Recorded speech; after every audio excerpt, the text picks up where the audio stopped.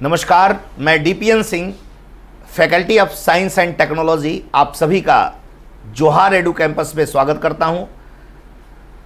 हम ecology environment की मुख्य परीक्षा की क्लासेस कर रहे हैं। उसमें मैंने बहुत सारी चीज़ें आप लोगों को बताई हैं, बहुत सारे विषयों पर हम लोगों ने डिस्कशन किया है। आज का जो टॉपिक है वो है बेटा कोरल ब्लीचिंग। कोरल ब्लीचिंग को प्रवाल विरंजन के नाम से जाना जाता है। ये प्रवाल विरंजन होता क्या है, इसको थोड़ा आप समझिएगा। देखिए, कोरल रीफ की जो रंगहीनता होती है या श्वेतीकरण की जो प्रक्रिया होती है, उसी को प्रवाल विरंजन के नाम से जाना जाता है। जो कोरल रीफ होता है, जो मैंने आपको लास्ट क्लास में बताया था, उस कोरल रीफ की श्वेतीकरण या उसका जो रंगहीनता की अवस्था होती है, उसे ही बेटा प्रवाल विरंजन के नाम से या कोरल ब्लीचिंग के नाम से जाना जाता है। अब देखो बेटा, ये जो प्रक्रिया होती है ये कुछ कारणों से होती है। आखिर ये होता क्यों है, आपको ऐसे बिंदुओं को भी दिखाना होगा। तो अब प्रवाल विरंजन को परिभाषित करने के बाद फिर आप लिखेंगे किस कारण से ये प्रवाल विरंजन होता है। तो आपको मैंने बताया था कि जब कोरल रीफ कैसे तैयार होता है, उसमें पादप के रूप में कौन रोल अदा करता है। जैसे जूजेंथली है, तो जो जूजेंथली है की मात्रा अगर कम हो जाए, तो जूजेंथली की मात्रा यदि कम हो जाती है तो प्रवाल विरंजन जैसी स्थिति उत्पन्न होगी बेटा। या दूसरा कारण यह हो सकता है कि जूजेंथली जो है, इसमें प्रकाश संश्लेषण की कमी हो जाए। जब जूजेंथली में प्रकाश संश्लेषण की जब कमी हो जाएगी, तब प्रवाल विरंजन या कोरल ब्लीचिंग जैसी अवस्था उत्पन्न होगी। तीसरा कारण है कि जूजेंथली का मृत हो जाना। अगर जूजेंथली मर जाएगा तब प्रवाल विरंजन जैसी स्थिति उत्पन्न होगी। तो प्रवाल विरंजन होने का यानी कोरल ब्लीचिंग होने के ये 3 कारण हैं। पहला, जूजेंथली की मात्रा कम होना, जूजेंथली में प्रकाश संश्लेषण की कमी होना और जूजेंथली का मृत हो जाना। आशा करते हैं ये बात आप समझ गए होंगे। फिर इसी क्रम में जब हम लोग आगे बढ़ते हैं तो परिणाम देखते हैं। इसके बाद आप परिणाम देखेंगे कि कोरल ब्लीचिंग हुआ, कोरल ब्लीचिंग की प्रक्रिया क्या होती है और कोरल ब्लीचिंग के परिणाम क्या निकलते हैं। तो बेटा, अगर दीर्घकालिक रूप से अगर हम देखते हैं तो कोरल पॉलिप की मृत्यु हो जाती है। परिणामतः सागरीय प्रवाल परितंत्र विनष्ट हो जाता है। अब जब ऐसी प्रक्रिया होगी तो जो कोरल पॉलिप होता है बेटा, ये कोरल पॉलिप जो होता है इसकी मृत्यु हो जाती है। और जब कोरल पॉलिप की मृत्यु हो जाती है तो परिणामतः सागरीय प्रवाल परितंत्र विनष्ट हो जाता है। जो सागरीय प्रवाल परितंत्र है, इसका परिणाम ये निकलता है कि वो नष्ट हो जाता है। तो प्रवाल विरंजन के बारे में सबसे पहले अगर आपसे पूछा जाए, अब इसके बाद आप एक पॉइंट इसमें लिख सकते हैं कि प्रवाल विरंजन के बारे में सबसे पहले जॉन मरे नामक वैज्ञानिक ने बताया था। एक वैज्ञानिक थे जिनका नाम था जॉन मरे। इन्होंने प्रवाल विरंजन के बारे में हमें सबसे पहले डिस्कस किया। अब बेटा, एक कमीशन आया जिसमें कोरल ब्लीचिंग के प्रकारों की चर्चा की गई है। तो जो कोरल ब्लीचिंग होता है उसके प्रकारों की चर्चा जिस कमीशन में की गई है, उस कमीशन का नाम आप देखिए लिखा हुआ है विल्किंस कमीशन। विल्किंसन कमीशन जो है, ये विल्किंसन कमीशन कोरल ब्लीचिंग के प्रकारों की व्याख्या किया बेटा। तो कोरल ब्लीचिंग के प्रकारों के बारे में विल्किंसन ब्लीचिंग ने बताया कि ये जो कोरल ब्लीचिंग होता है बेटा, ये 4 प्रकार का होता है। देखिए, एकदम सिस्टमेटिक चलना होगा। अगर कोरल रीफ से रिलेटेड अगर क्वेश्चन आपके एग्जामिनेशन में बनता है तो कोरल ब्लीचिंग क्या होता है, कोरल ब्लीचिंग से संबंधित अगर प्रश्न बनता है तो कोरल ब्लीचिंग क्या होता है, कोरल ब्लीचिंग होने की कारण क्या है, और कोरल ब्लीचिंग अगर हो गया तो उसका परिणाम क्या होगा। अब उसके कोरल ब्लीचिंग के बारे में कौन कौन वैज्ञानिकों ने बताया, कौन सा कमीशन, विल्किंसन कमीशन आया। अब विल्किंसन कमीशन के आधार पर कोरल ब्लीचिंग जो है ये कितने प्रकार का होता है, देखिए 4 क्लासेज में इसे बांटा गया है। अब वो 4 क्लासेस क्या क्या हैं बेटा, इस पर थोड़ा सा हम लोग डिस्कस करेंगे। विल्किंसन साहब ने जो 4 क्लास बांटा था, उसमें इन्होंने बताया कि वह क्षेत्र जहां प्रवाल भित्तियों में 75% से अधिक विरंजन की प्रक्रिया देखने को मिलती है, वह क्षेत्र जहां प्रवाल भित्तियों में 75% से अधिक विरंजन की क्रिया होती है, ऐसे क्षेत्र को एक्सट्रीम इफेक्टेड, अत्यधिक प्रभावित क्षेत्र कहा जाता है। यानी एक्सट्रीम इफेक्टेड एरियाज के रूप में इसे जाना जाएगा। अब बेटा ये जो पहला क्लास है यानी 75% से अधिक विरंजन की स्थिति जहां हो, एक्सट्रीम इफेक्टेड प्लेस जिसे कहा जाए, तो ऐसा एरियाज कहां पाया जाता है, ऐसे एक उदाहरण के रूप में आपको लिखना पड़ेगा। तो वो मध्य प्रशांत महासागर के द्वीपों में, जो प्रशांत महासागर का जो मध्य क्षेत्र है जिसे मध्य प्रशांत महासागर बोला जाता है, उनके द्वीपों में बेटा ये आपको इस तरह का इफेक्टिव जो एक्सट्रीम इफेक्टिव जो प्लेस है ये देखने को मिलेगा बेटा। दूसरा जो है वो 50 से 75% तक, अगर 50 से 75% के मध्य विरंजन की मात्रा अगर आपको दिखाई देती है, 50 से 75% के मध्य अगर विरंजन की मात्रा दिखाई देती है, तो ऐसे जगह को गहन प्रभावित या ऐसे जगह को अधिक प्रभावित वर्ग में रखा जाता है। तो ये दूसरा क्लास था बेटा।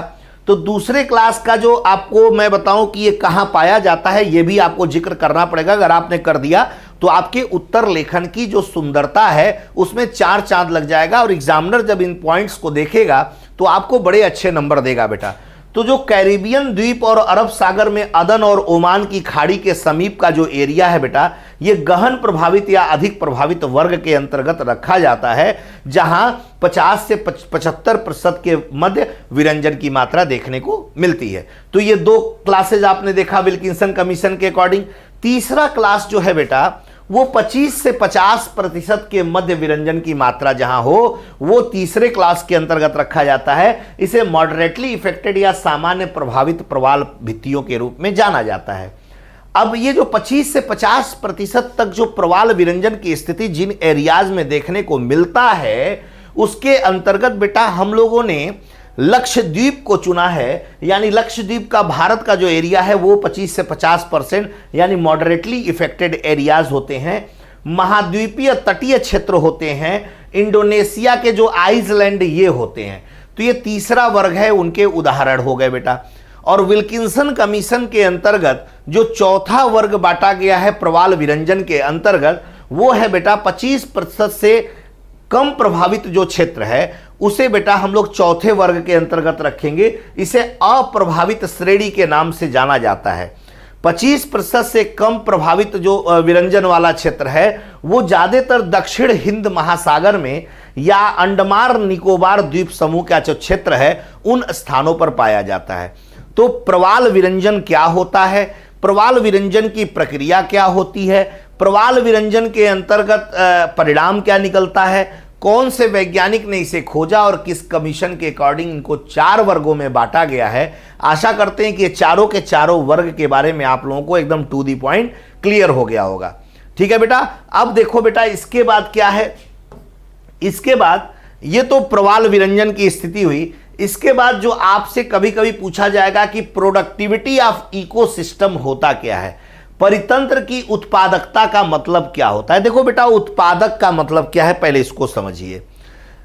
इस परितंत्र में ऐसा जीव जो उत्पादन स्वयं करता है, यानी जो स्वपोषी होता है। स्वपोषी कौन है? जो प्रकाश संश्लेषण की क्रिया संपन्न करता है और प्रकाश संश्लेषण की क्रिया के द्वारा अपना भोजन स्वयं बनाता है। ऐसे जीवधारियों को स्वपोषी या उत्पादक के रूप में जाना जाता है। लेकिन कुछ सूक्ष्म जीव भी आते हैं बेटा, कुछ सूक्ष्म जीव हैं जो अपने आप रासायनिक पदार्थों की मदद से रासायनिक पोषक पदार्थों का संश्लेषण करते हैं। तो इन्हें भी उत्पादक की श्रेणी के अंतर्गत रखा जाता है। तो परितंत्र की उत्पादकता के बारे में अगर आपसे प्रश्न पूछा जाता है तो उत्पादकता से आशय क्या है कि पौधों द्वारा प्रकाश संश्लेषण तथा रासायनिक संश्लेषण द्वारा जो निर्मित जैव पदार्थ के रूप में जो संग्रहित ऊर्जा की उत्पादन दर है, उससे मतलब होता है उत्पादकता का। एक बार और समझिएगा, उत्पादकता से आशय है कि पौधों द्वारा प्रकाश संश्लेषण तथा रासायनिक संश्लेषण द्वारा निर्मित जैव पदार्थ के रूप में संग्रहित ऊर्जा की उत्पादन दर से है। इसे बोलते हैं उत्पादकता। इसे 2 प्रकार से व्यक्त किया जाता है। एक जो है जिसे प्राइमरी प्रोडक्टिविटी कहते हैं और दूसरे को सेकेंडरी प्रोडक्टिविटी के नाम से जाना जाता है। एक हो गया प्राइमरी प्रोडक्टिविटी और दूसरा होता है सेकेंडरी प्रोडक्टिविटी। आइए अब हम लोग इनको थोड़ा और डिटेल में पढ़ते हैं। अब जैसे स्वपोषित जीव हैं, स्वपोषित जीव का मतलब होता है ऐसे जीवधारी जो अपना भोजन स्वयं बनाते हैं, उन्हें स्वपोषित जीव कहते हैं। तो जो स्वपोषित जीव होते हैं, इनके द्वारा उत्पादित जैव द्रव्यमान या ऊर्जा की मात्रा जो होती है, स्वपोषित जीवों द्वारा उत्पादित जो जैव द्रव्यमान है या ऊर्जा की मात्रा है, उसी को बेटा प्राइमरी प्रोडक्टिविटी के नाम से जाना जाता है। वो क्या कहलाता है? प्राइमरी प्रोडक्टिविटी कहलाता है। तो rate of energy storage as the consumer level, अब ये हो गया प्राइमरी प्रोडक्टिविटी। और सेकेंडरी प्रोडक्टिविटी क्या होता है? Rate of energy storage as the consumer level. जो कंज्यूमर लेवल पर जो रेट ऑफ स्टोरेज एनर्जी है, उसी को बेटा सेकेंडरी प्रोडक्टिविटी के नाम से जाना जाता है। तो this is the primary productivity and this is the secondary productivity. Primary में हमने कहा कि स्वपोषित जीवों द्वारा उत्पादित जैव द्रव्यमान या ऊर्जा की मात्रा को प्राइमरी प्रोडक्टिविटी कहते हैं। Rate of energy storage as the consumer level, इसको बोला जाता है सेकेंडरी प्रोडक्टिविटी। अब परितंत्र में उत्पादकता क्या है? उत्पादक वर्ग द्वारा प्रकाश संश्लेषण क्रिया द्वारा जो खाद्य पदार्थों का निर्माण करता है, उसे वही क्या होता है? परितंत्र में उत्पादकता होता है। प्रकाश संश्लेषण क्रिया द्वारा जो खाद्य पदार्थों का निर्माण करता है। दूसरा, रासायनिक संश्लेषण द्वारा जो खाद्य पदार्थों का निर्माण करता है। तो यही हमारे परितंत्र में उत्पादकता के रूप में जाने जाते हैं। यानी उत्पादक वर्ग द्वारा दो तरह के पदार्थ का निर्माण होता है खाद्य ऊर्जा का, एक प्रकाश संश्लेषण क्रिया द्वारा और एक रासायनिक संश्लेषण क्रिया द्वारा। यहां तक बात क्लियर होगा। अब देखो बेटा, जो पादप या सूक्ष्म जीव होते हैं, ये दो तरीके से ऊर्जा का उत्पादन करते हैं। एक तो प्रकाश संश्लेषण क्रिया द्वारा ऊर्जा का उत्पादन होता है और एक रासायनिक संश्लेषण द्वारा ऊर्जा का उत्पादन होता है। अब जो ये ऊर्जा का उत्पादन होता है, यह खाद्य ऊर्जा के रूप में प्लांट के अंदर संग्रहित रहता है। कहां संग्रहित होता है? प्लांट के अंदर संग्रहित होता है। अब बेटा, जो प्लांट के अंदर जो खाद्य ऊर्जा के रूप में संग्रहित है, उसका उपभोग कौन करता है? उसका उपयोग कौन करता है? उसका उपयोग करता है उपभोक्ता।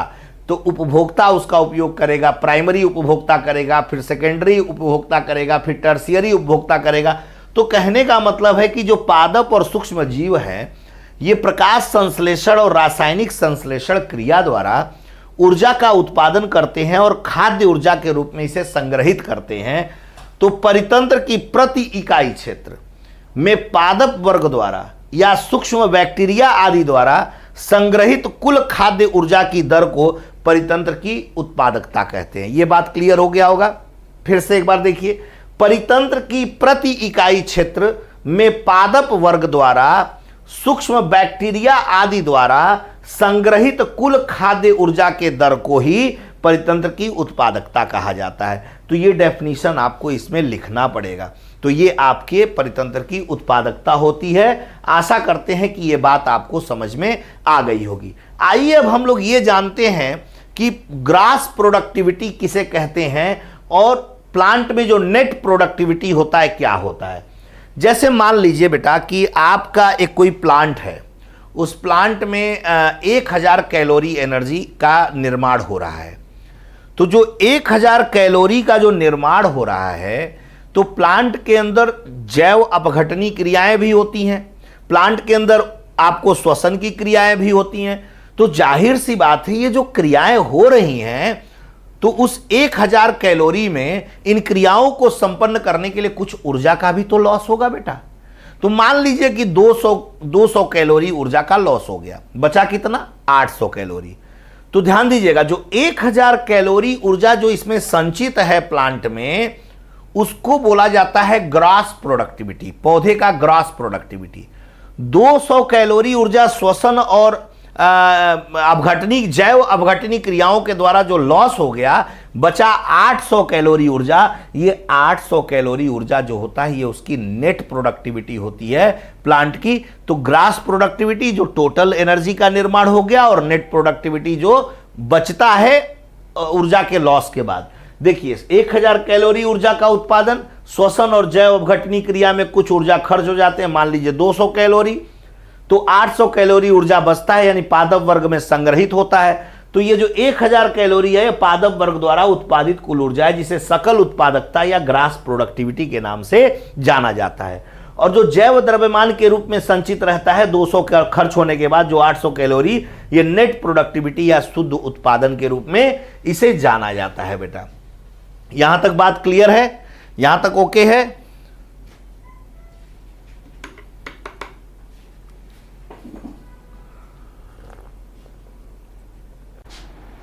तो मैं कह रहा था कि ये इसके बाद बायोमास क्या होता है, इसको थोड़ा समझिएगा। जैसे कोई भी जैविक पदार्थ है, तो किसी भी जैविक पदार्थ का जो शुष्क भार होता है बेटा, वह उसका बायोमास होता है। जैसे एक एग्जांपल देता हूं, जैसे मान लीजिए कि हम ह्यूमन बींग्स हैं और हमारे बॉडी में 70% के नियर अबाउट वाटर होता है। तो अगर मान लीजिए वाटर को निकाल दिया जाए, तो जो वेट हमारा बचता है 20 से 30% ड्राई वेट, वही हमारा बायोमास होता है। उसी को जैव द्रव्यमान कहते हैं। तो बायोमास यानी जैव द्रव्यमान का मतलब होता है किसी भी जैविक पदार्थ का जो शुष्क भार है, वह बायोमास कहलाता है। जैसे मान लीजिए मैंने ह्यूमन का एग्जाम्पल दिया कि ह्यूमन में 70% जल है, अगर इसे हटा दें तो 30% ड्राई वेट यानी बायोमास बच जाता है। अब जैसे प्लांट है, प्लांट को अगर सुखा दिया जाए तो बायोमास बच जाएगा। तो कहने का मतलब यह है कि जो इक्वेटोरियल रेन फॉरेस्ट होते हैं, जैसे महोगनी हो गया, एबोनी हो गया, रोजवुड हो गया इत्यादि, ये सब जो इक्वेटोरियल रेन फॉरेस्ट हैं, ये हार्डेस्ट वनस्पतियां हैं, कठोर वनस्पतियां हैं। इसका मतलब क्या हुआ कि जिस वनस्पतियों का ड्राई वेट ज़्यादा होगा यानी बायोमास ज़्यादा होगा, उनकी कठोरता भी उतनी ही ज़्यादा होगी। देखिए ड्राई वेट ज़्यादा है तो कठोरता भी उतनी ही ज़्यादा होगी।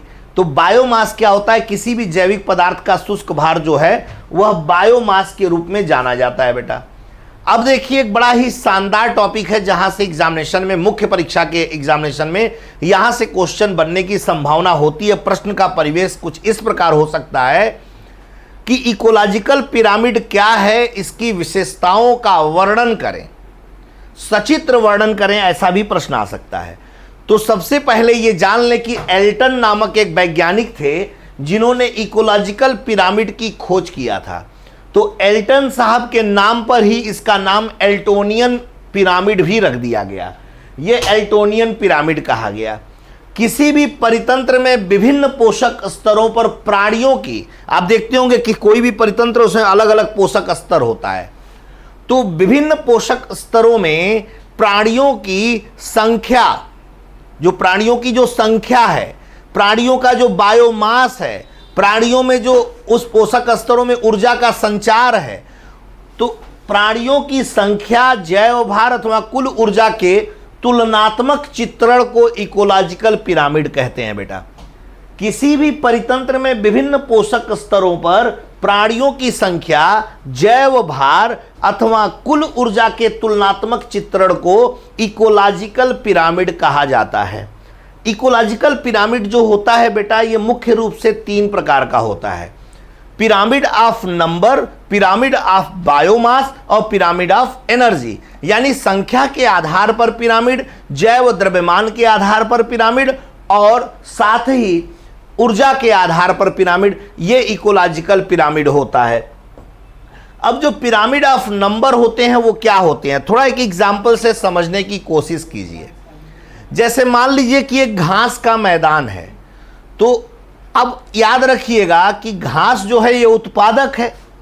घास को खाने वाला टिड्डा जो है प्राथमिक उपभोक्ता है, टिड्डे को खाने वाला मेढक द्वितीयक उपभोक्ता है, मेढक को खाने वाला सांप तृतीयक उपभोक्ता है, सांप को खाने वाला मोर जो है उच्च मांसाहारी है। इस तरीके से पोषण स्तर चलता है। अगर मैं उस घास के परितंत्र में अगर आपसे पूछूं कि इसमें सर्वाधिक संख्या किस जीव की है, तो आप कहेंगे कि सर घास नामक जो उत्पादक है इसकी संख्या सर्वाधिक है इस फील्ड में। तो यानी घास की संख्या सर्वाधिक है। घास को खाने वाला टिड्डा दूसरे नंबर पे है, नंबर के रूप में। टिड्डे को खाने वाला मेढक तीसरे स्थान पर आएगा, मेढक को खाने वाला सांप चौथे स्थान पर आएगा और सांप को खाने वाला मोर 5वें स्थान पर आएगा। तो जो परितंत्र के विभिन्न पोषण स्तरों पर पाए जाने वाले जीवों की कुल संख्या का तुलनात्मक चित्रण जब हम प्रस्तुत करते हैं तो उसे पिरामिड ऑफ नंबर के नाम से जाना जाता है बेटा। इसका स्वरूप जो होता है या तो सीधा होगा या तो उल्टा होगा। इसका जो स्वरूप होता है या तो सीधा होगा या तो उल्टा होगा। देखिए, उत्पादक के रूप में घास है, घास को खाता है टिड्डा, टिड्डे को खाता है मेढक, मेढक को खाता है सांप। अब देखिए, नंबर के आधार पर यह घास सर्वाधिक है, घास के बाद टिड्डे की संख्या ज्यादा है, टिड्डे के बाद मेढक है, मेढक के बाद सांप है, और सांप के बाद होता है बेटा, सांप के बाद होता है मोर। तो ये जो है, ये देखिए अपराइट यानी सीधा पिरामिड बोला जाता है बेटा, इसे कहते हैं सीधा पिरामिड। अब देखिए, नंबर के आधार पर अगर तालाब का पिरामिड निकाला जाए तो आपको पता होना चाहिए कि तालाब में फाइटोप्लैंक्टन यानी पादप प्लवक पाया जाता है, तालाब में जंतु प्लवक पाया जाता है, छोटी मछली होती है, बड़ी मछली होती है। तो तालाब में संख्या के आधार पर सर्वाधिक संख्या किसकी होगी? तालाब में संख्या के आधार पर सर्वाधिक संख्या पादप प्लवक की होगी। तो देखिए, इसका नीचे रखा गया, इसको इससे ज्यादा संख्या जंतु प्लवक की होगी, इससे कम संख्या छोटी की होगी, छोटी से बड़ी मछली। तो देखिए, ये पिरामिड आप देख रहे हैं, ऐसे पिरामिड बन रहा है, तो ये भी सीधा हो गया। इस पिरामिड को भी अपराइट पिरामिड कहा जाता है।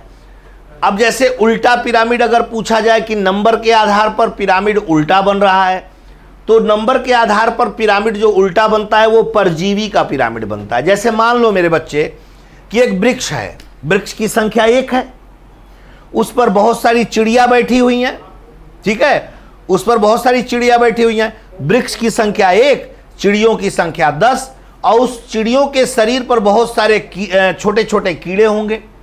बात समझ में आ गया? तो अगर ऐसा परितंत्र पूछा जाए, वृक्ष का परितंत्र पूछा जाए, तो कैसा बनेगा? उल्टा बनेगा। वृक्ष की संख्या 1 है, इससे ज्यादा संख्या चिड़िया, वृक्ष पर 10 चिड़िया बैठी हुई हैं और प्रत्येक चिड़िया पर परजीवियों की संख्या बहुत ज्यादा है। तो इस तरह से पिरामिड बनेगा। तो ऐसे पिरामिड को, परजीवी के पिरामिड को नंबर के आधार पर जब पिरामिड बनाते हैं तो वो उल्टा होता है बेटा। क्या होगा? उल्टा। उल्टा यानी इन्वर्टेड होगा। क्लियर हो गया? अब देखिए, बायोमास का पिरामिड, जो जैव द्रव्यमान के आधार पर जब पिरामिड की बात की जाए तो टेरेस्ट्रियल इकोसिस्टम जो होता है, जो टेरेस्ट्रियल इकोसिस्टम होता है, ये अपराइट सीधा पिरामिड होता है बायोमास का। बायोमास का जो टेरेस्ट्रियल इकोसिस्टम का पिरामिड बनेगा तो ये हमेशा सीधा बनेगा। और pyramid of biomass in aquatic system यानी जलीय परितंत्र का अगर पूछा जाए, जलीय परितंत्र का बायोमास कैसा बनेगा, तो याद रखना ऑलवेज इन्वर्टेड, हमेशा उल्टा बनता है। Pyramid of biomass in an aquatic system inverted यानी उल्टा बनता है। देखिए, सबसे नीचे पादप प्लवक होगा जिसका बायोमास सबसे कम होगा, इससे थोड़ा ज्यादा होगा जंतु प्लवक का बायोमास, जंतु प्लवक से थोड़ा ज्यादा होगा छोटी मछली का बायोमास, और छोटी मछली से थोड़ा ज्यादा होगा बड़ी मछली का बायोमास। तो देखिए, इस तरह का अगर बायोमास, इस तरह का पिरामिड बनेगा तो यह पिरामिड उल्टा या इन्वर्टेड बोला जाता है। तो जलीय परितंत्र का जो पिरामिड होता है, pyramid of biomass in an aquatic system, तो हमेशा इन्वर्टेड या उल्टा बनता है, ये उल्टा होता है बेटा। तो बायोमास का पिरामिड टेरेस्ट्रियल इकोसिस्टम में हमेशा अपराइट सीधा पिरामिड बनता है और जलीय परितंत्र में हमेशा उल्टा बनता है। एनर्जी का पिरामिड ऑलवेज अपराइट बनता है। जो ऊर्जा का पिरामिड होता है बेटा, हमेशा यूनिडायरेक्शनल होता है, हमेशा अपराइट बनता है। कैसे? आप देखते हैं कि उत्पादक है वृक्ष, उत्पादक घास है, घास का भोजन हर्बीवोर्स करता है, उसका कार्निवोर्स करता है, उसके बाद उच्च मांसाहारी करता है। तो उत्पादक का एनर्जी प्राथमिक उपभोक्ता में, प्राथमिक से द्वितीयक, द्वितीयक से तृतीयक, इसका उच्च मांसाहारी, इस तरीके से ऊर्जा का स्थानांतरण होता है। तो इसलिए हमेशा एनर्जी का पिरामिड जो होता है बेटा, वो हमेशा सीधा बनता है। एनर्जी का पिरामिड कैसा बनता है? हमेशा सीधा बनता है। अब इकोसिस्टम यानी परितंत्र का जो कार्य होता है वो क्या होता है? फंक्शन ऑफ इकोसिस्टम क्या है? तो फंक्शन ऑफ इकोसिस्टम अगर आपसे पूछा जाए तो 3 प्रकार से इसके कार्य होते हैं। परितंत्र के 3 कार्य होते हैं। Energy flow through an ecosystem, ये जो परितंत्र में जो ऊर्जा का प्रवाह बना रहता है, ये इसका परितंत्र में ऊर्जा का प्रवाह सदैव बना रहता है, ये इसका पहला कार्य हो गया। दूसरा कार्य हुआ कि ये इसमें परितंत्र में हमेशा न्यूट्रिएंट साइक्लिंग होती रहती है। न्यूट्रिएंट साइक्लिंग का मतलब होता है बायोजियोकेमिकल साइकिल, यानी जितने भी ऑर्गेनिक इनऑर्गेनिक एलिमेंट बनते हैं ये सब क्या होता है, इस परितंत्र में बनते रहते हैं एक साइकिल के द्वारा। जीव पैदा होते हैं, जीव मरते हैं, फिर वो रिसाइकिल होकर फिर जीव बनाते हैं, तो ये परितंत्र में चलता रहता है। ये न्यूट्रिएंट साइक्लिंग इसका दूसरा फंक्शन हो गया। तीसरा जो इकोसिस्टम का फंक्शन होता है उसे इकोलॉजिकल सक्सेशन या पारिस्थितिक अनुक्रमण कहा जाता है। तो ये तीन फंक्शन होते हैं इकोसिस्टम के, energy flow through an ecosystem, nutrient cycling, और तीसरा इकोलॉजिकल सक्सेशन यानी पारिस्थितिक अनुक्रमण कहा जाता है। अब आइए एक एक करके सबको देखते हैं। Energy flow through an ecosystem जो बोला जाता है, इसका मतलब क्या हुआ। देखिए, जो एनर्जी फ्लो है वो हमेशा यूनिडायरेक्शनल होता है, एक दिशीय होता है, ये मैंने आपको बताया है। यानी ग्रास की एनर्जी ग्रास हॉपर में जाती है, ग्रास हॉपर से फ्रॉग में, फ्रॉग से स्नेक में, स्नेक से पीकॉक में। तो इस तरीके से यूनिडायरेक्शनल स्थिति होती है बेटा एनर्जी का। Flow of energy from producer to top consumer is called energy flow. कह रहा है कि जो उत्पादक से लेकर जो उच्च उपभोक्ता तक जो एनर्जी का फ्लो बना रहता है उसी को बोला जाता है energy flow. The flow of energy from producer to top consumer, जो एनर्जी का जो निरंतरता है उत्पादक से उच्च उपभोक्ता तक जो बना रहता है उसी को एनर्जी फ्लो के नाम से जाना जाता है। और हमेशा यूनिडायरेक्शनल इन नेचर, इकोसिस्टम में एनर्जी का जो फ्लो है वो हमेशा यूनिडायरेक्शनल होता है बेटा। The levels of food chain from producer to top consumer is called trophic level. जो लेवल्स ऑफ फूड चेन है, जो फूड चेन होता है from producer to top consumer, यानी प्रोड्यूसर से लेकर टॉप कंज्यूमर तक जो लेवल्स ऑफ फूड चेन है, इसको बोला जाता है बेटा ट्रॉपिक लेवल, यानी पोषण स्तर बोला जाता है इसे। Energy flow through an ecosystem is the first function of ecosystem. Energy decreases from first trophic level upward due to loss of energy in the form of heat and each trophic level. कह रहा है कि जो energy decrease होता है वो पहले trophic level से ही ऊपर तक जाता है तो एनर्जी डिक्रीज होता चला जाता है। ये मैंने आप लोगों को बताया था लिंडमैन्स का लॉ, जो 10% लिंडमैन लॉ मैंने पढ़ाया था, उसमें मैंने आप लोगों को बताया था कि उत्पादक अगर मान लीजिए कि 1000 कैलोरी एनर्जी तैयार करता है तो 90% एनर्जी कंज्यूम करके 10% एनर्जी ट्रांसफर करता है अगले पोषक स्तर में। फिर अगले पोषक स्तर का 90% कंज्यूम होता है, उसका 10% एनर्जी उसके अगले पोषक स्तर में। फिर उसका 90% कंज्यूम होता है तो 10% एनर्जी ट्रांसफर होता है अगले पोषक स्तर में। इस तरीके से अलग अलग पोषक स्तर में एनर्जी का जो ट्रांसफर है वो होता रहता है बेटा। पहला फंक्शन क्लियर हो गया। दूसरा फंक्शन न्यूट्रिएंट साइक्लिंग होता है। जो पोषक तत्व होते हैं उनका चक्र चलता रहता है, जिसे जैव रासायनिक चक्र या बायोजियोकेमिकल साइकिल के नाम से इसे जाना जाता है। तो the movement of nutrient element through various component of an ecosystem, कह रहा है कि जो तत्व हैं, पोषक तत्व हैं, उन पोषक तत्वों का जो मूवमेंट है, इधर उधर जो जाना होता है थ्रू वेरियस कंपोनेंट्स, बहुत से कंपोनेंट्स के माध्यम से जो तत्वों का मूवमेंट होता है उसे हम लोग इकोसिस्टम के नाम से जानते हैं। The movement of the nutrient element through various component of an ecosystem, यानी तत्वों का जो मूवमेंट है वो इकोसिस्टम में बहुत सारे वेरियस कंपोनेंट्स के द्वारा होता रहता है बेटा। दूसरा, another name is biogeochemical cycle. जो तत्वों का जो चक्रण चलता है ना, इसे बायोजियोकेमिकल साइकिल के नाम से जाना जाता है। ये जो बायोजियोकेमिकल साइकिल है ये दो प्रकार का होता है, एक होता है गैसियस और एक होता है सेडिमेंट्री। तो जो गैसियस बायोजियोकेमिकल साइकिल होता है, इसका उदाहरण है जैसे नाइट्रोजन साइकिल हो गया, कार्बन साइकिल हो गया, ये इसके उदाहरण है बायोजियोकेमिकल साइकिल के। दूसरा सेडिमेंट्री है। सेडिमेंट्री के उदाहरण है सल्फर साइकिल और फास्फोरस साइकिल। तो this is the second function of ecosystem. तीसरा जो फंक्शन है वो है इकोलॉजिकल सक्सेशन। बड़ा ही महत्वपूर्ण टॉपिक है बेटा, यहां से मुख्य परीक्षा के क्वेश्चंस आपके बनते हैं। अगर जैसे बता रहा हूं टू दी पॉइंट अगर आपने आंसर राइटिंग कर दिया तो आपको आपके एग्जामिनेशन में बहुत अच्छे मार्क्स मिलेंगे। आई बात समझ में? तो इकोलॉजिकल सक्सेशन या पारिस्थितिक अनुक्रमण क्या है, इसको जानने के लिए आपको कुछ बातों को समझना पड़ेगा। जैसे जीवों के प्रतिस्थापन की जो संपूर्ण प्रक्रिया होती है, जीवों के प्रतिस्थापन की संपूर्ण प्रक्रिया जो होती है, उसे हम लोग इकोलॉजिकल सक्सेशन या पारिस्थितिक अनुक्रमण के नाम से जानते हैं। अब जैसे मान लीजिए बेटा, एक नग्न भूमि या चट्टानी धरातल है जिसे बैरन लैंड बोलते हैं। इस नग्न भूमि या चट्टानी धरातल पे बारिश हुआ, तो जब बारिश होगा तो चट्टानों का अपर्दन होगा, चट्टान छोटे छोटे टुकड़ों में टूटेंगे और वह अपर्दित पदार्थ के रूप में परिवर्तित हो जाएंगे, जिसे सेडिमेंटेड कहा जाता है। अब यह अपर्दित हो जाएंगे तो मृदा का निर्माण करेंगे, सॉइल का निर्माण करेंगे, और अनुकूल तापमान और आर्द्रता की स्थिति में जब सॉइल बन जाएगा तो अनुकूल तापमान और आर्द्रता की स्थिति में मांस, लाइकेन इत्यादि उगने लगेंगे। तो जो ये मांस, लाइकेन इत्यादि का जो उग रहे हैं, ये प्रथम जैव समुदाय के रूप में जाने जाएंगे।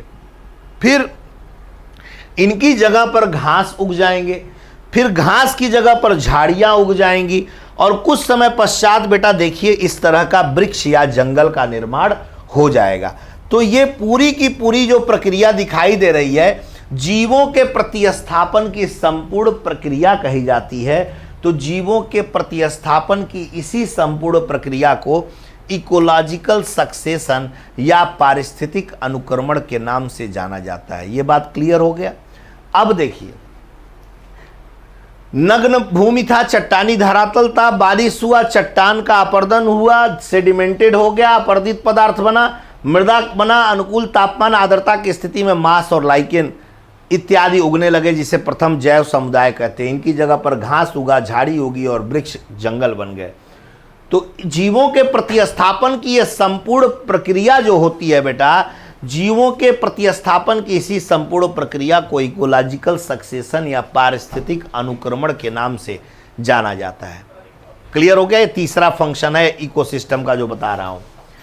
अब ये प्रोसेस होता है पारिस्थितिक अनुक्रमण का। ये चीज क्लियर हो गया? अब देखिए, जो चट्टानी धरातल से जब सॉइल का निर्माण होता है, जब अभी मैंने स्ट्रक्चर में आपको बताया कि ये चट्टानी धरातल है, बारिश हुआ, चट्टान का अपर्दन हुआ और अपर्दित पदार्थ फिर निर्मित हुआ और मृदा का निर्माण हो गया। तो चट्टानी धरातल से लेकर मृदा के निर्माण तक की स्थिति को न्यूडेशन के नाम से जाना जाता है। अब बेटा ये जो मृदा का निर्माण हो गया, देखिए चट्टानी धरातल से सॉइल बना, न्यूडेशन यानी नग्न प्रदेश के नाम से इन्हें जाना जाता है। अब क्या है कि मांस और लाइकेन का निर्माण हुआ, अनुकूल वातावरण मिला तो कुछ जीव जन्मे, उनका नाम है मांस और लाइकेन। लाइकेन के बारे में मैंने आप लोगों से चर्चा किया हुआ है, अगर चर्चा नहीं किया हुआ है तो फिर से बता दूं कि लाइकेन एक सहजीविता प्रदर्शित करता है, और लाइकेन एक ऐसा जीव होता है जो शैवाल और कवक से मिलकर बना होता है। शैवाल और कवक के सहजीवी संबंध से लाइकेन का निर्माण होता है। शैवाल प्रकाश संश्लेषण क्रिया द्वारा भोजन बनाता है और कवक को प्रदान करता है, और कवक उस शैवाल को अपने ऊपर रहने का स्थान प्रदान करता है। जब दो जीवधारी एक दूसरे को एक साथ रहते हुए एक दूसरे को लाभ पहुंचाते हैं, तो ऐसे संबंध को सहजीविता के नाम से या सिम्बायोसिस के नाम से जाना जाता है। दैट्स वाई लाइकेन जो होता है यह सहजीविता प्रदर्शित करता है। लाइकेन जो होता है ये वायु प्रदूषण का एक बेहतरीन सूचक होता है। Lichen is the best indicator of air pollution.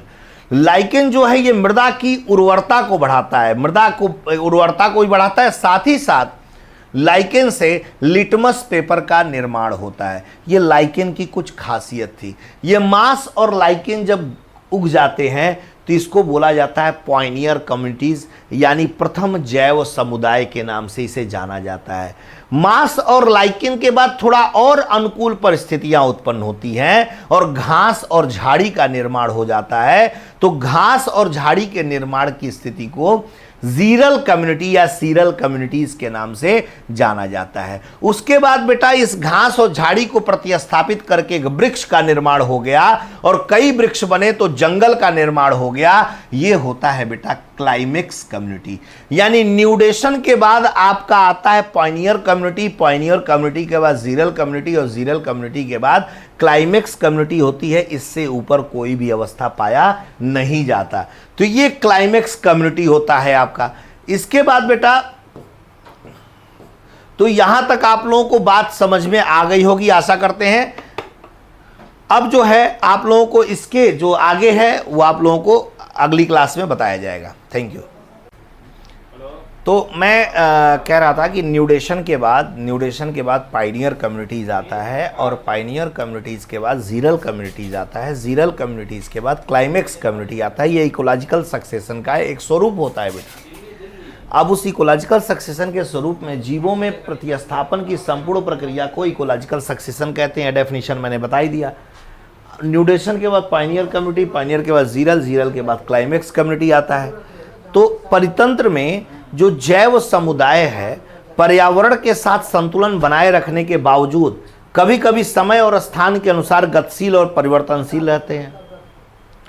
परितंत्र में जो जैव समुदाय है ये पर्यावरण के साथ संतुलन बनाए रखने के बावजूद कभी कभी समय और स्थान के अनुसार गतिशील और परिवर्तनशील रहते हैं। तो इसलिए किसी क्षेत्र में उपस्थित समुदाय की प्रमुख प्रजाति का स्थान कोई अन्य प्रजाति ले लेता है। तो जब कोई अन्य प्रजाति किसी प्रमुख प्रजाति का स्थान ले लेगा तो इसी प्रक्रिया को बेटा पारिस्थितिक अनुक्रमण के नाम से या इकोलॉजिकल सक्सेशन के नाम से जाना जाता है। अब आते हैं इसके अगले बिंदु पर। अनुक्रमण का कारण क्या है? Causes of succession. तो अनुक्रमण के बहुत सारे कारण हो सकते हैं। जलवायवीय कारण हो सकता है, भौतिक कारण हो सकता है और जीवों की प्रक्रियाएं। ये 3 पॉइंट आपको लिखना बड़ा जरूरी है बेटा। ये कारण में लिखना पड़ेगा। अनुक्रमण के कारण कौन से हैं? तो जलवायवीय कारण हो गया, भौतिक कारण हो गया और जीवों की प्रक्रियाएं। ये 3 मुख्य कारण जो है ये अनुक्रमण का कारण होता है। अब ओडम ने इकोलॉजिकल सक्सेशन को 3 मानकों के आधार पर परिभाषित किया है। जो ओडम साहब थे इकोलॉजिकल सक्सेशन को 3 मानकों के आधार पर परिभाषित किया। वो 3 मानक क्या थे? पहला था कि यह समुदाय, पहला जो था वो यह था कि यह समुदाय विकास की एक क्रमिक प्रक्रिया है जिसमें प्रजाति की संरचना एवं समुदाय की प्रक्रिया में परिवर्तन होता है। दूसरा मानक था कि इस प्रक्रिया का समापन स्थिर परितंत्र के रूप में होता है। जाहिर सी बात है क्लाइमेक्स कम्युनिटी, समझिए स्थिर परितंत्र होता है कि नहीं होता है। अब उससे ऊपर कहाँ जाएंगे? अब उससे ऊपर या तो फिर से नीचे के लेवल में वो चलता चला जाएगा। तो इस तरह के जो प्रक्रिया की शुरुआत होती है वह इस प्रक्रिया का समापन स्थिर परितंत्र के रूप में होता है। और तीसरा जो है भौतिक पर्यावरण अनुक्रमण का मुख्य निर्धारक है।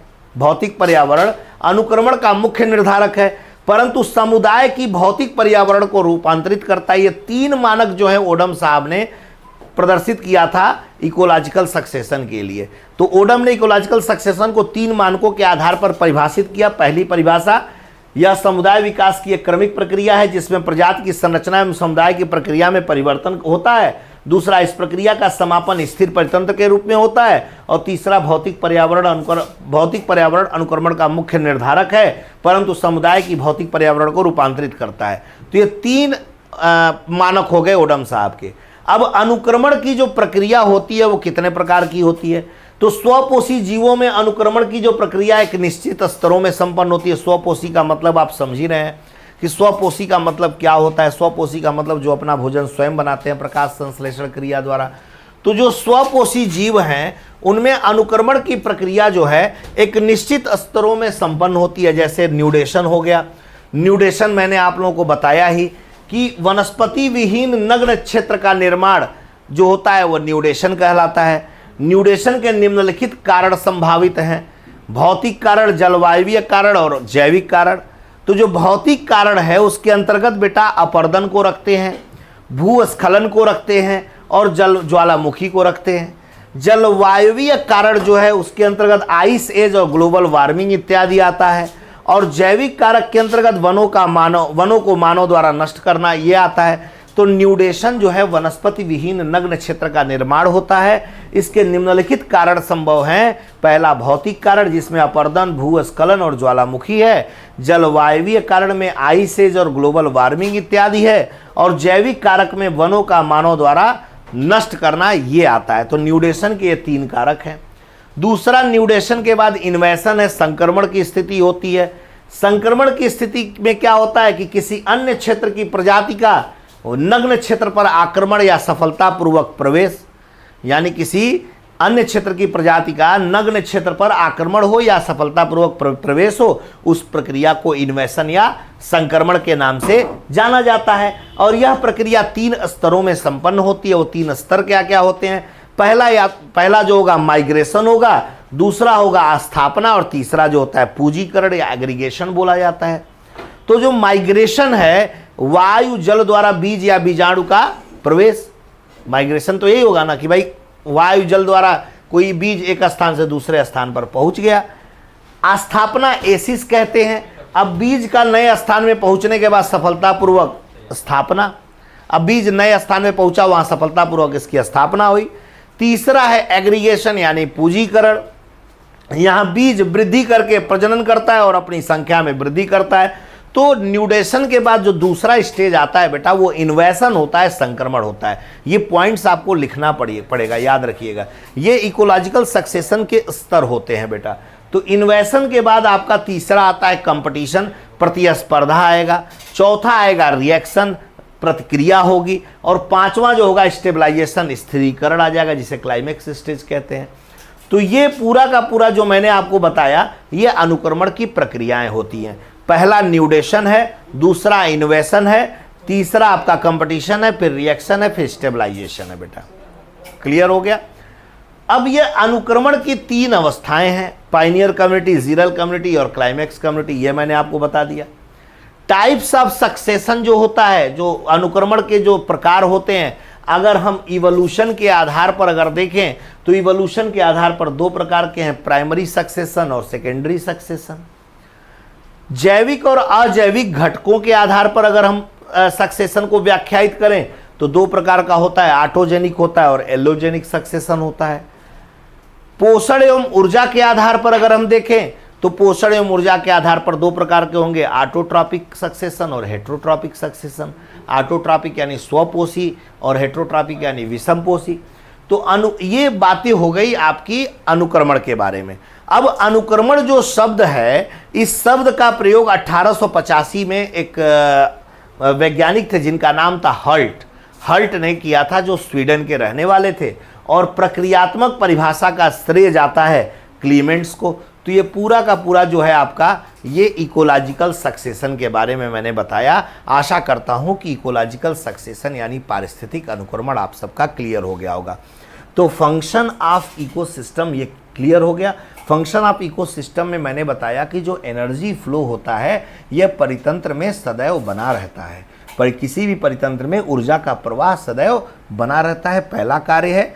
दूसरा कि किसी भी परितंत्र में पोषक तत्वों का चक्रण चलता रहता है। और तीसरा, किसी भी परितंत्र में पारिस्थितिक अनुक्रमण होता रहता है। झारखंड पीसीएस का ये बहुत ही मुख्य बिंदु है। यहाँ से प्रश्न आपको उठा के पूछ सकता है कि परितंत्र के कार्यों की विस्तृत व्याख्या कीजिए। तो आपको इन पॉइंट्स को लिखना पड़ेगा बेटा। एकदम आप उसमें लिखा हुआ है कि कार्यों को आप दिखाएं। ठीक है। अब देखिए, किसी भी परितंत्र में जो पारिस्थितिक स्तर होता है, वो पारिस्थितिक स्तर कैसा होता है? भाई कोई भी परितंत्र है, उसमें एक इंडिविजुअल बनता है। और जब एक इंडिविजुअल जो होता है बनता है और कई इंडिविजुअल जब एक साथ हो जाएंगे तो इंडिविजुअल क्या बनाएगा? जब कई साथ हो जाए, एक साथ हो जाएंगे तो पॉपुलेशन हो जाएगा उन इंडिविजुअल्स का। और जब कई पॉपुलेशंस जब निर्मित होंगे तो वो कम्युनिटी का निर्माण करेगा। और अलग अलग कम्युनिटी जब अलग अलग स्थान पे चली जाएंगी तो अलग अलग इकोसिस्टम बन जाएगा। और अलग अलग इकोसिस्टम मिलकर बायोम का निर्माण करते हैं। जीवोम बोला जाता है, बृहद क्षेत्र होता है ये। और कई बायोम मिलकर बायोस्फीयर बनाते हैं, जैवमंडल बनाते हैं, जो स्थल मंडल, वायुमंडल और जल मंडल के रूप में बटा होता है। ठीक है। अब ये हो गया आपका पारिस्थितिक स्तर, इंडिविजुअल के बाद पॉपुलेशन, पॉपुलेशन के बाद कम्युनिटी, कम्युनिटी के बाद इकोसिस्टम, इकोसिस्टम के बाद बायोम, बायोम के बाद बायोस्फीयर। अब देखिए कुछ छोटी छोटी टर्मिनोलॉजीज हैं, हालांकि ये आपको इतना जल्दी नहीं आएगा। छोटी छोटी टर्मिनोलॉजीज हैं आर्ट इकोलॉजी और सीन इकोलॉजी के रूप में। तो आर्ट इकोलॉजी जो होता है the ecological study of particular species, जब किसी एक स्पीसीज की बात की जाती है, जब किसी एक स्पीसीज के स्टडी की बात की जाए तो उसे आर्ट इकोलॉजी या स्वयं पारिस्थितिकी कहते हैं। और जब synecology the study of groups of an organism in relation in their environment, जब किसी ग्रुप की बात की जाए पर्यावरण के साथ उसके संबंध को, तो सीन इकोलॉजी के नाम से जाना जाता है। ठीक है, तो ये तो हो गया बेटा आपका कि आर्ट इकोलॉजी क्या है और सीन इकोलॉजी क्या है। इसके बाद बेटा आप लोगों को मैं नेक्स्ट क्लास में आप लोगों को बताऊंगा कि की स्टोन स्पीसीज वगैरह ये सब क्या होते हैं और बायोडाइवर्सिटी वगैरह पर हम लोग डिस्कस करेंगे। आशा करते हैं कि आज की क्लास जो भी मैंने बताया वो आप सभी लोगों के लिए काफ़ी ज्ञानवर्धक रहा होगा और आप सब इससे बड़े लाभान्वित भी हो रहे होंगे। परीक्षा में जब भी मुख्य परीक्षा का आंसर राइटिंग करें तो इन सब बातों का ध्यान रखिएगा। टू दी पॉइंट देखिए, जैसे मैं लिख रहा हूँ वैसे ही आपको एग्जामिनेशन हॉल में लिखना होता है। फिर मिलते हैं हम लोग नेक्स्ट क्लास में। जय हिंद, जय जोहार, थैंक यू वेरी मच।